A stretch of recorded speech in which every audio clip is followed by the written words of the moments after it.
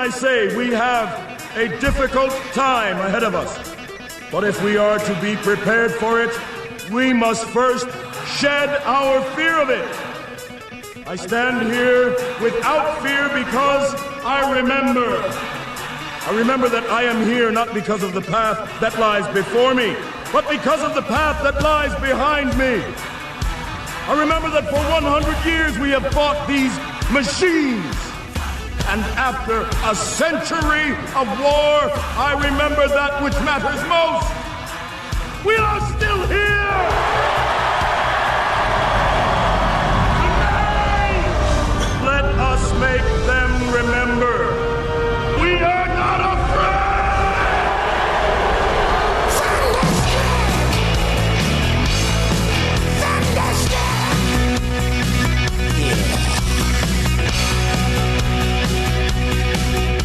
Fear. Well, there's kind of that weather thing, and buses and stuff. I tell you what, it's going to be, well, Derek, you have almost the identical bus. It's very close, yeah. So, I mean, driving it on the highway, is it like a land yacht or is it like you're, trying to thread a log? Big. Yeah, I mean, it's big. You got to be careful. You got to keep distance, and it's,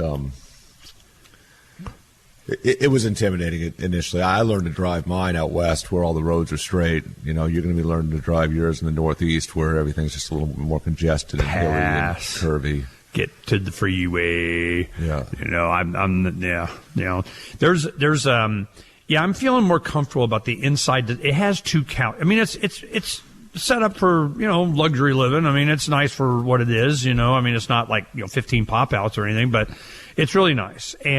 But Donna wants to get a new mattress and new upholstery because then it's like new, And it has two couches and one kind of folds out. And it's comfortable for, talking and, whatever. But one of those couches probably takes up a lot of room. And in yours, you don't have that.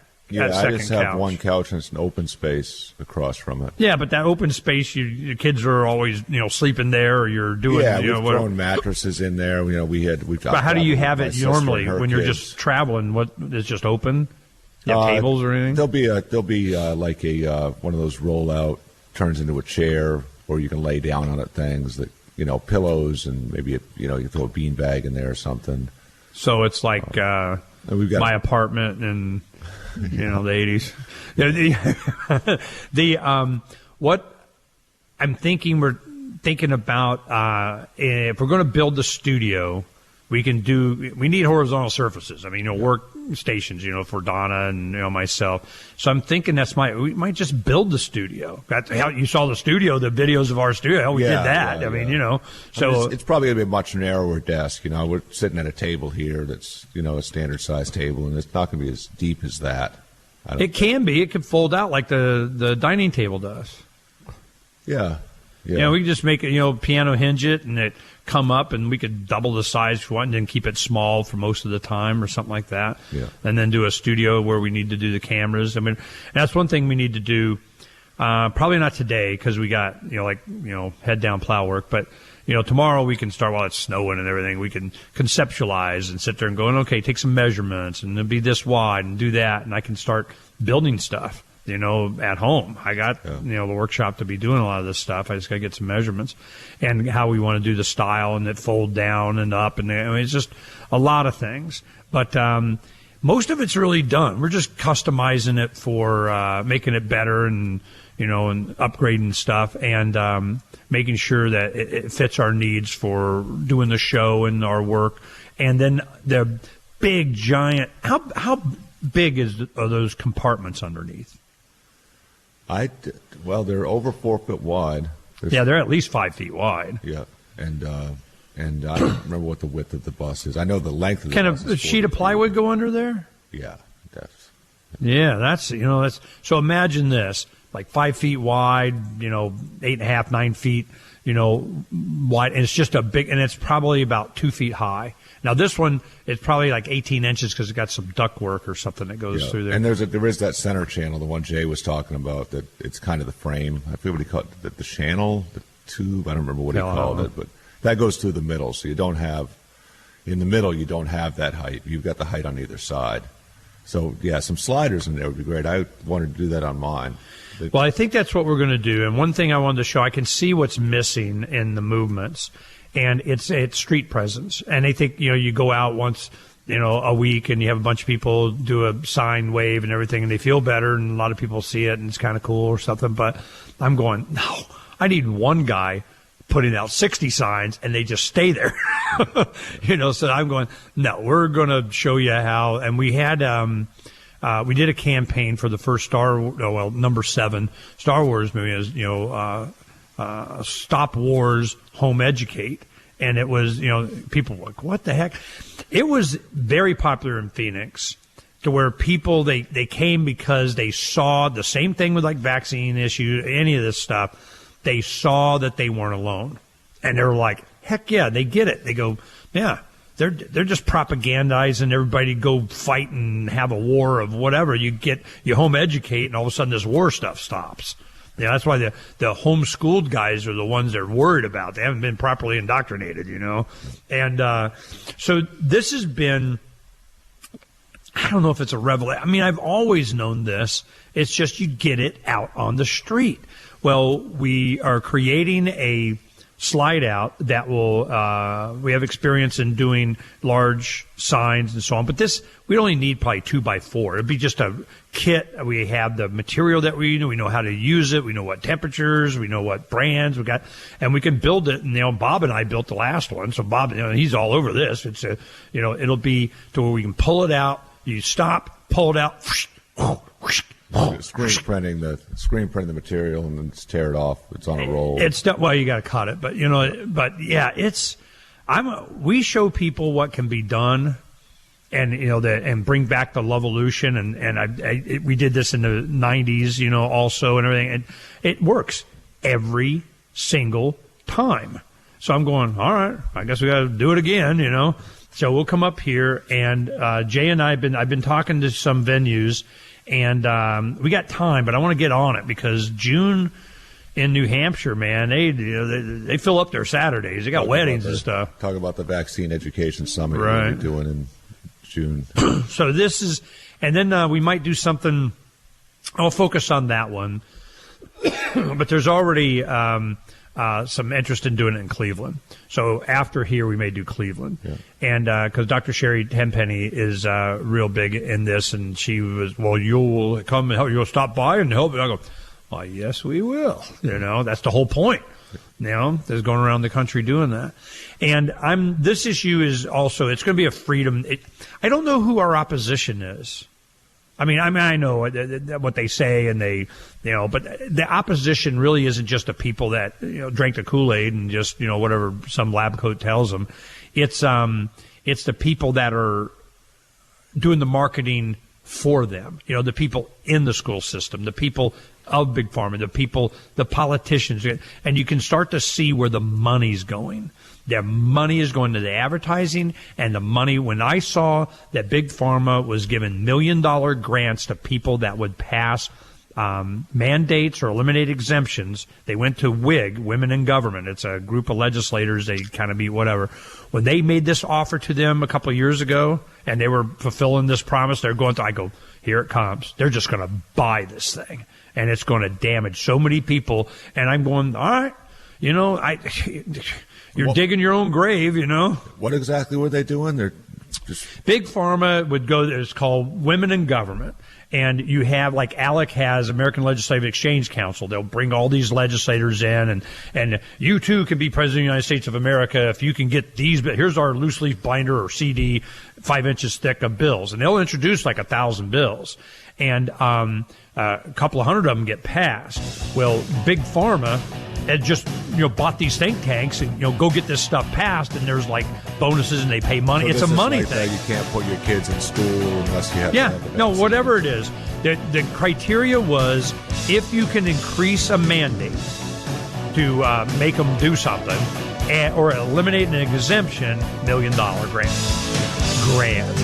so whatever the hell, that's a legal bribery thing. Let us pay you to do this. Yeah.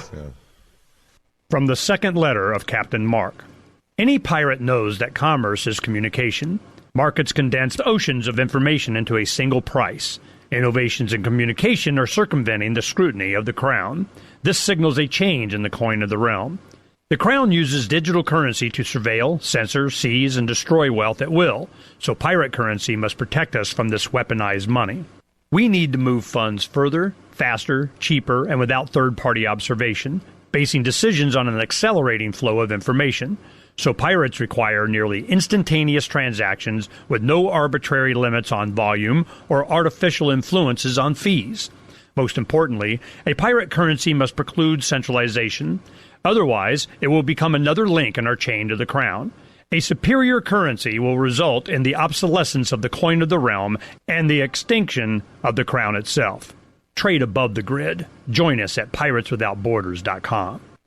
The political world is a maddening cesspool of corruption and lies. Nobody tells the truth. Nobody keeps campaign promises. Nobody obeys the Constitution. Nobody puts the people first. How can we ever escape this web of tyranny? Vote for nobody. Hi, my name is Nobody. I'm running for governor of New Hampshire because nobody knows how to live your life better than you do, and nobody deserves that kind of power. I want to put you back in control of your money, your lifestyle, your work, your body, and your life. Nobody should rule you but you. New Hampshire convicts many people of so-called crimes that should never have been prosecuted. If elected, I will pardon every victimless crime in New Hampshire history. This includes drug, gambling, prostitution, gun, and driving offenses. Nobody should have a criminal record when they have not harmed anybody. Wouldn't it be nice to have nobody telling you what to do?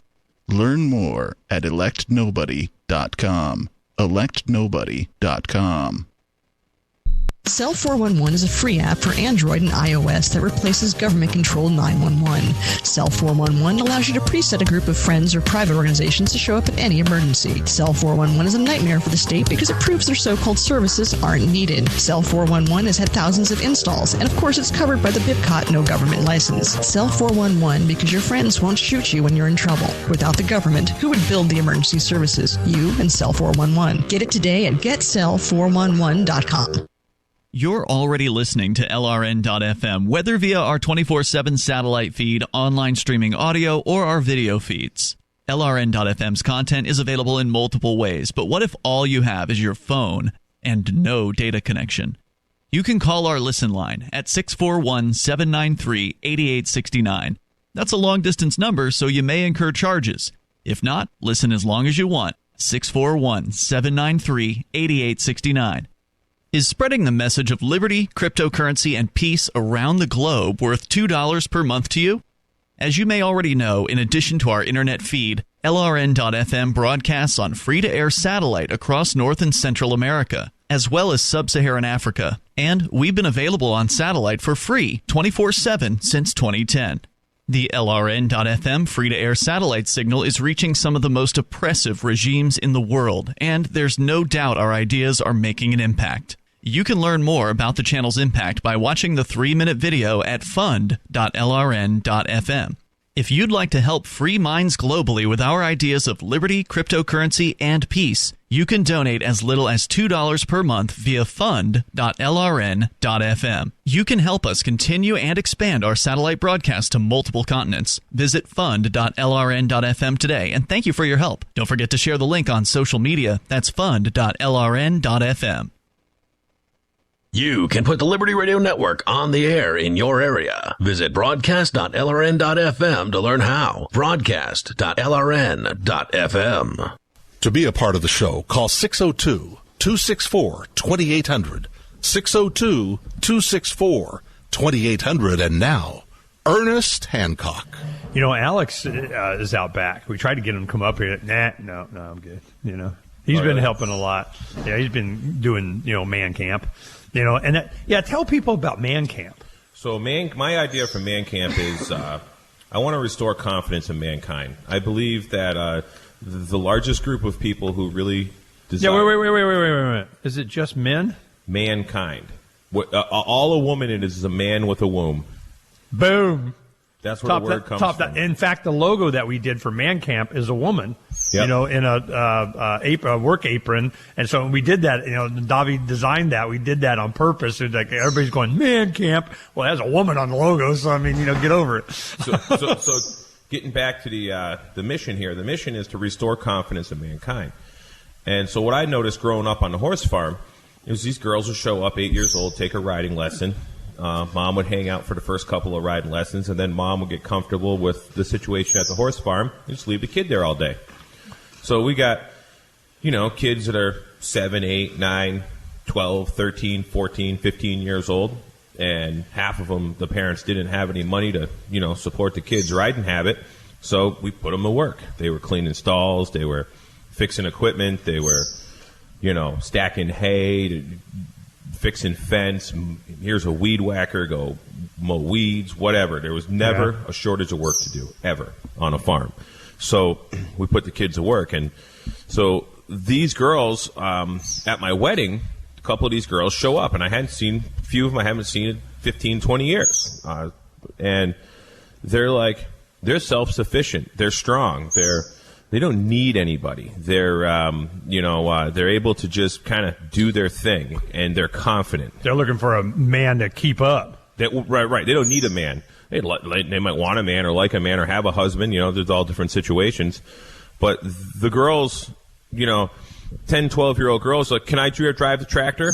The boys didn't want to ask to drive the tractor. You know, sure, we'll get you on a tractor. We'll show you how to, you know. Oh, you had Derek's niece out there doing it. Little Ashley. Yeah. How old is she? How old is she? 3? 5. She's coming up on 5. Really? But yeah, she's small. You know, little kid. You know, she's so capable. When we're working over at the workshop, she's always wanting to help. You know, she'll help. I'll be carrying something I can absolutely carry alone. You know, she just wants to come in and grabs a corner of it and helps. You know, that's awesome. And I tell people, you know, I don't remember what my first job was. But I remember teaching a 15-year-old boy his first job when I was 5, and that was how to clean a stall.